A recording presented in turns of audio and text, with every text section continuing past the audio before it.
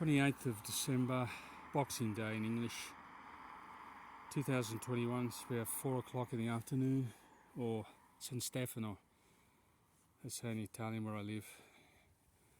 I'm at usual haunt, the Montello. This is a hill, the protected forest, or semi-protected.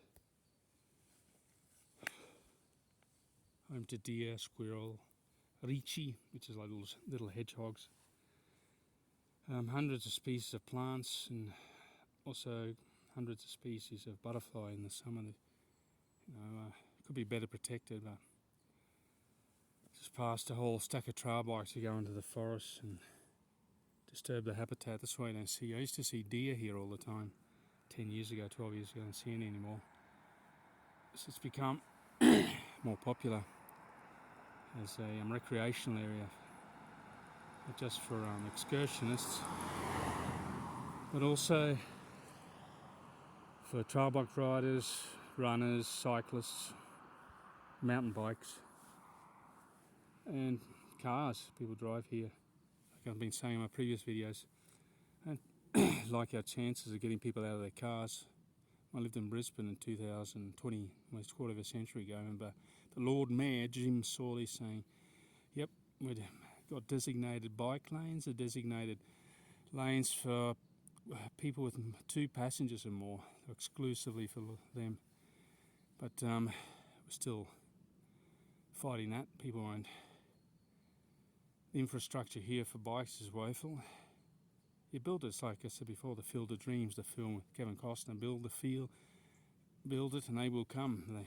People aren't going to use a bike path if it's not safe, if it doesn't go fast. You've got to share it with dogs and women pushing their prams. There's a big danger of hitting them.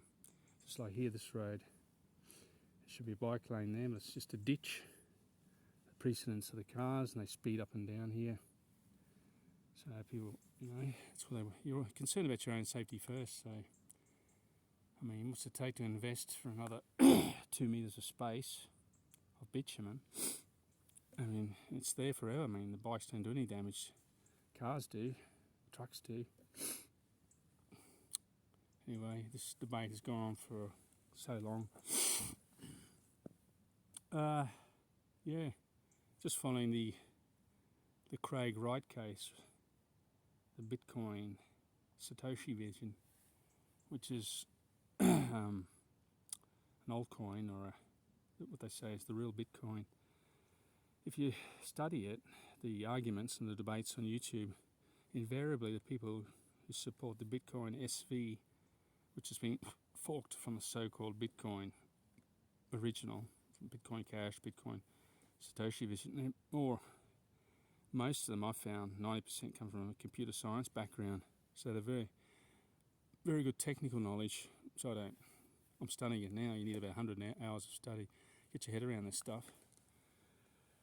And when they explain it, the Bitcoin SV is for micropayments. It makes sense. That's what Bitcoin was originally designed for, to get rid of third-party banks, so I can transact with anyone in this area here with having.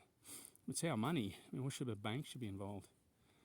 I mean, if I want to buy a bicycle from someone, and or a car loan or a house loan, intermediate counterparty shouldn't be involved, because there's always a risk of them failing. Once you deposit your money to the bank, it's not your property anymore. And this is verifiable on the blockchain. It's digitally recorded. It's a ledger. It can't be changed. And I was saying, you could put it on a database. Databases can be changed, manipulated, cancelled. Passwords don't work. Anyway, unless you've got technical knowledge of what I'm talking about, I'll change the topic. Going back to Italy, where I live, I run a swimming pool, coach, pool manager, maintenance, and our gas bill has gone from last week 33 cents a cubic metre of gas to $2 a cubic metre of gas. So I don't know how long our business is going to stay so to speak, afloat for. I mean, all our energy, the money, profits we make, just to cover energy costs. I mean, the water comes from under the ground. We sunk a well about 8 years ago, 150 metres, 16 degrees, 15 degrees Celsius. We've got to warm it up to at least 29, and a small pill to 32 degrees. You've got to maintain that. You need a lot of energy.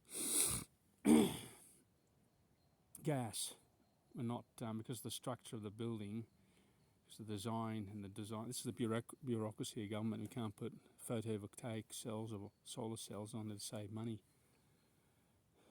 Get rid of government out of the economy, with the exception of law. I think things will go a lot better. Politicians just put a lot of obstacles in the way of people who work. I mean, I've said this before, you only got to do a Wikipedia search. I guarantee any country, any government in the world, 90% of the people in government have come from a political background, or they've come from university. Australian politics, never had a real job. I mean, Joe Biden's never had a real job. He's just worked in Washington, D.C. He's one of the most powerful men in the world. Same in Italy. You've had all the main protagonists here. Salvini, who's the Lega Nord, Northern League, has never worked. Went from politics to university, political science, and was a communist. Now he's on the right. Let's see, Matteo Renzi, more or less the same. He was the left. Draghi, which is a technocrat, they're putting the banker, the ex-central bank boss, who's gone from, I think he was studying economics, finance, into a banking position. None of these people ever run a business or been partners in a business. I've got a 33% stake in mine. You know, been on both sides, ordinary worker to business owner. And these people have got no idea. When I wake up in the morning, or we wake in the morning, they're still in bed. Overpaid, and if they fail, invariably they do 3-5 years, and they walk out, all of them with a pension, so they don't have to work anymore. So, who does hard work? I mean, Jordan Peterson, that psychologist, talking about, oh, well, it's just the market. You know, if I produce a media channel, social media channel, similar to Facebook, and nobody's going to watch them, I've got to prove my product.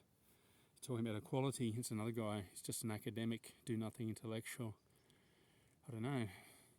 He gets paid for appearance money, $2,000 or $5,000 just to talk like I'm talking now.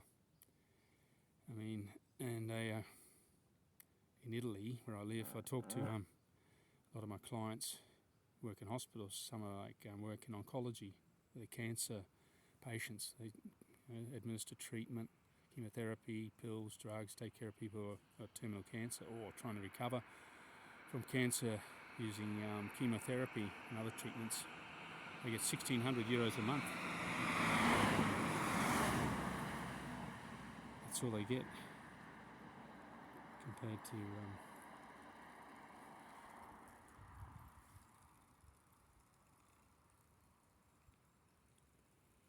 there's an African dude. I don't know where he's going.